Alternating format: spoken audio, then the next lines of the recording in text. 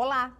Considerada o mal do século pela Organização Mundial de Saúde, estima-se que a depressão atinja mais de 300 milhões de pessoas no mundo. No Brasil, aproximadamente 5,8% da população sofre com a doença. A depressão gera um forte impacto na sociedade, sendo uma das principais causas de incapacidade no mundo. A pandemia da Covid-19 criou novos desafios no enfrentamento da doença, com isolamento social, luto, incertezas, dificuldades e acesso limitado aos cuidados de saúde. Vamos falar sobre a depressão e como a ciência tem estudado essa doença, ligação com outras comorbidades e estratégias terapêuticas no tratamento? Para entender melhor este assunto, a gente recebe a professora do Programa de Pós-Graduação em Bioquímica e Bioprospecção da Universidade Federal de Pelotas, Ethel Antunes Wilhelm. Seja bem-vinda, prof. Olá! Quem também participa deste bate-papo é a pesquisadora e professora do Programa de Pós-Graduação em Nanociências da Universidade Franciscana, Aline Eurick. Seja bem-vinda, prof. Obrigada. Eu começo então perguntando para a professora Ethel. Professora, no nosso corpo tudo está interligado, né? Principalmente a nossa saúde física e a mental. A partir disso, eu gostaria que a senhora falasse um pouquinho de que forma a depressão pode estar ligado a fatores externos, como, por exemplo, o cansaço e o estresse. Então, Laís, conforme você comentou, a depressão ela tem acometido, né, um grande número de pessoas e por isso é tão importante a gente estar conversando sobre ela. Inclusive, parabenizo a organização, né, do programa, porque é um assunto bastante relevante. Segundo a Associação Americana de Psiquiatria, a gente tem dados de que a depressão afeta 1 a cada 6 pessoas em algum momento da vida. Então, para a gente começar a falar da depressão, é importante que o pessoal que está nos assistindo entenda que a depressão é um transtorno psiquiátrico incapacitante e multifatorial. Então, tem muitas causas envolvidas nesse processo. Acredita-se que vários fatores podem predispor um indivíduo a desenvolver a depressão, como fatores genéticos, psicológicos, bioquímicos e ambientais, e a interação desses fatores também contribui. Os estudos sugerem que, dentre esses fatores, o principal fator ambiental que tem importância, né, tem um grande papel no desenvolvimento da depressão, realmente é o estresse. E a ligação entre esses eventos estressantes da vida e a origem e desenvolvimento da depressão tem sido amplamente estudada pelos pesquisadores do mundo todo, e as evidências apontam que existe realmente essa associação. A depressão, quando ela é desencadeada, então, por meio do estresse, ela acaba ocasionando alterações em importantes regiões cerebrais, que são responsáveis, essas regiões responsáveis por regular, por exemplo, o nosso humor, o medo, a ansiedade. O nosso organismo, né, para vocês entenderem, ele normalmente está organizado, ele está preparado para responder a algumas situações estressantes. Entretanto, se essas situações estressantes elas se mantêm por um longo período de tempo ou se elas são excessivas, né, em casos de estresse crônico, isso pode levar a alterações mal adaptativas que, por sua vez, vão contribuir para o desenvolvimento de condições patológicas, como transtornos de ansiedade e transtornos de humor, incluindo a depressão. Particularmente, isso acontece principalmente em alguns indivíduos que tenham uma maior vulnerabilidade genética, né? Então, não significa que todas as pessoas que vão se estressar vão desenvolver depressão. Então, isso é importante a gente ressaltar aqui. Geralmente, o estresse é um fator, mas isso contribui principalmente para algumas pessoas que já têm uma predisposição genética. Nesse sentido, vários polimorfismos têm sido investigados como genes candidatos, e, sabidamente, esses genes, esses que têm sido estudados, participam de importantes vias moleculares que, segundo os pesquisadores, têm relação com a origem da depressão. Ainda tem estudos que relacionam processos inflamatórios com essas respostas adaptativas a situações estressantes, que também podem levar a essas alterações mal adaptativas dos sistemas neuronais e neuroendócrinos, que vão contribuir, então, para o desenvolvimento da depressão. No mercado há diversos medicamentos, então, para o tratamento da depressão. De que forma o desenvolvimento de estratégias terapêuticas pode contribuir como um tratamento complementar ao uso de fármacos? Olá, Laís, obrigada pelo convite. Olá, professor Etel. Então, como a professora Etel bem falava, a depressão tem uma fisiopatologia, né, bastante complexa. Então, depende de muitos fatores. Hoje se sabe, né, são várias as hipóteses para explicar a depressão. O que a gente sabe, né, relacionado ao que tu está falando, né, Laís, a gente tem um arsenal terapêutico bastante extenso, digamos assim, né, para tratar a depressão. São medicamentos que realmente têm efeito, só que alguns têm uns problemas, né, como, por exemplo, efeitos adversos. Então, acabam causando no paciente, por vezes, irritabilidade, um cansaço excessivo, alterações no sono. E aí, esses efeitos adversos, por muitas vezes, acabam que faz com que o paciente largue o tratamento, né? Além disso, os antidepressivos normalmente levam um período para iniciar o seu efeito. Considerando, né, toda a complexidade da fisiopatologia da doença e o que a gente já tem de medicamentos disponíveis, entendemos, enquanto pesquisadores, né, que sim, é importante cada vez mais conhecer esses fatores que ocasionam, que geram ou que agravam a depressão, né, e também propor terapias alternativas, inovadoras, né? E dentre elas, o que vem sendo estudado cada vez mais é a utilização, então, de produtos naturais como fonte, né, para o desenvolvimento de novas terapias.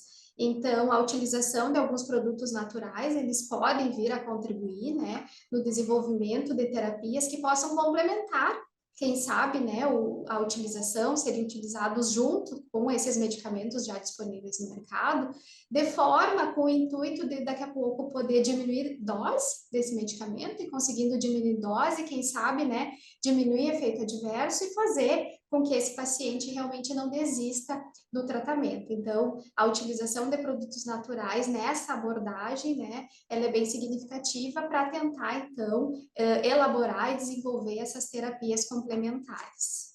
Bom, professora Etel, a gente sabe, né, que para um medicamento chegar lá no mercado, lá na prateleira para o consumidor, várias etapas precisam ser seguidas, né? Então, dentre as etapas, a gente tem os ensaios pré-clínicos, né, que utilizam desde modelos in sílico, modelos in vitro, né, simulação computacional, testes em cultivo celular, até modelos em vivo, empregando, por exemplo, animais, roedores, né? Baseado na experiência que o grupo de vocês tem, né, eu gostaria que, se você pudesse falar um pouquinho para nós sobre esses modelos, né?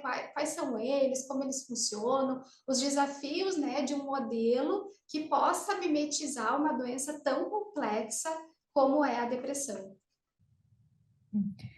Ótima, obrigada pela pergunta, Aline.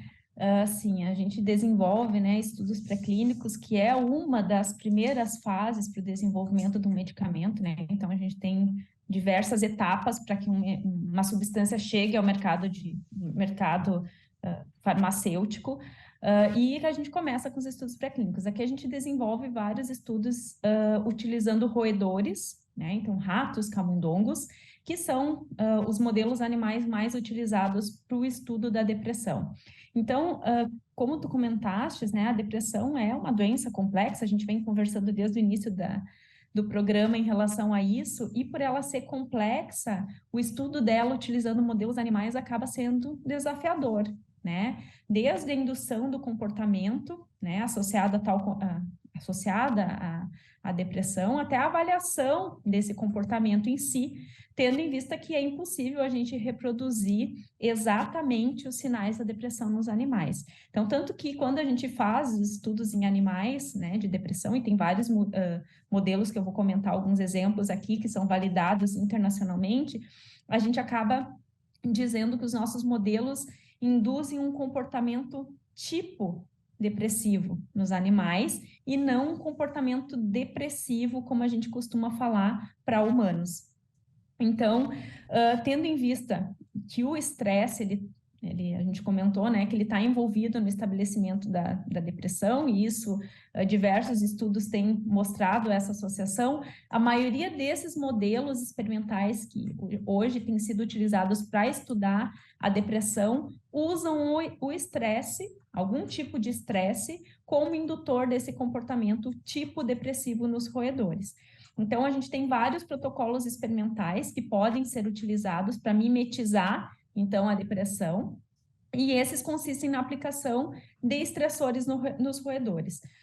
Esses diferentes modelos, eles vão diferir entre si em relação à natureza desse estresse, um estresse psicológico, um estresse químico, um estresse físico, vão diferir em relação à intensidade, se são estresses agudos, crônicos, e é óbvio que dependendo da maneira como esse estresse é aplicado, a gente vai ter diferentes efeitos em relação a tudo que acontece, né, na fisiopatologia, no desenvolvimento dessa doença, em relação à liberação de hormônios, em relação às alterações neuroquímicas que acontecem no sistema nervoso central. Dentre esses modelos, né, eu vou destacar aqui, existem vários, tá? Existem vários modelos bem validados, mas eu vou destacar aqui o modelo de estresse de restrição, o estresse crônico imprevisível de privação materna. São 3 modelos bastante utilizados e que envolvem o estresse como o indutor da doença, o indutor da depressão. Perfeito. Professor Etel, ainda em relação a esses fatores externos, né, que vai ao encontro, então, da linha de pesquisa do seu grupo, eu trago aqui que o câncer é a segunda principal causa de morte no mundo. Né? Tanto a doença quanto o tratamento, eles causam diversas reações nos pacientes, o que gera um estresse, dor, desconforto, né? Momentos bem delicados ali que a pessoa acaba tendo que passar. Dentro dos estudos, então, de que forma essas comorbidades, como o câncer, podem estar ligadas ao desenvolvimento da depressão, principalmente durante o tratamento, falta de apoio? Bom, o câncer, né, já é uma doença complexa, já é uma doença que traz um grande sofrimento para as pessoas que estão sofrendo com a doença e também para os familiares, né, todas as pessoas que conhecem alguém que teve câncer ou que já tiveram câncer sabem disso, então é uma doença bastante complexa e a gente tem estudado no laboratório que eu coordeno, então no Laboratório de Pesquisa em Farmacologia Bioquímica, o LaFarbio aqui da UFPEL, a gente tem estudado um pouco disso, a gente tem estudado a dor e as comorbidades que estão associadas ao câncer e ao uso do tratamento quimioterápico. Então, a gente tem visto nos nossos estudos pré-clínicos, né, utilizando animais de laboratório, que há uma associação da dor causada pelos quimioterápicos, a dor causada pelo câncer e o desenvolvimento da depressão. Tá? Então, os animais expostos ao câncer e expostos ao quimioterápicos desenvolvem, né, ao longo do tempo, sintomas e características relacionadas com a depressão. Ainda a gente tem muito para estudar, né? Ainda não temos uma definição de uma via, uma única via envolvida nesse processo, também é um processo bastante complexo. A gente não tem evidências concretas ainda que suportem como que a depressão se desenvolve nesses animais, né? Além de estudar a depressão como comorbidade na situação do câncer, a gente também tem desenvolvido estudos, né, que suportam que a depressão também está associada com outras patologias, como, por exemplo, a dermatite atópica, que é uma doença, uma das principais doenças de pele, e também a doença de Alzheimer.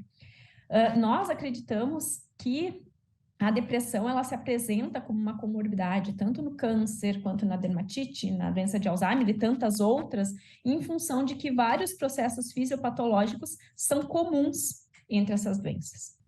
Professora Aline, eu queria que a senhora falasse como que surgiu, então, a ideia aqui na Universidade Franciscana de trabalhar no campo da pesquisa com a depressão e o uso de óleos essenciais no tratamento, lembrando sempre, né, complementar, então, ao uso de fármacos.